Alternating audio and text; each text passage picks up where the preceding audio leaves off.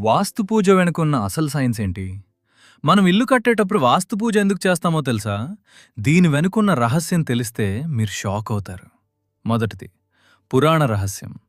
పురాణాల ప్రకారం ఒకానొక సమయంలో అంధకాసురుడనే రాక్షసుడితో శివుడు యుద్ధం చేస్తున్నప్పుడు శివుని చెమట చుక్క నేల మీద పడి ఒక భయంకరమైన ఆకారం పుడుతుంది. అది ఆకలితో భూమిని మింగేయాలని చూస్తుంది.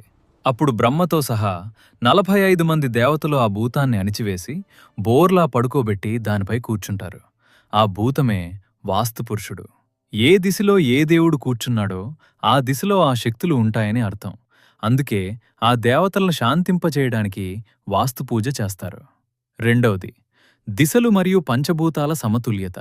మనం ఇల్లు కట్టినప్పుడు భూమిని తవ్వుతాం, గోడలు కడతాం.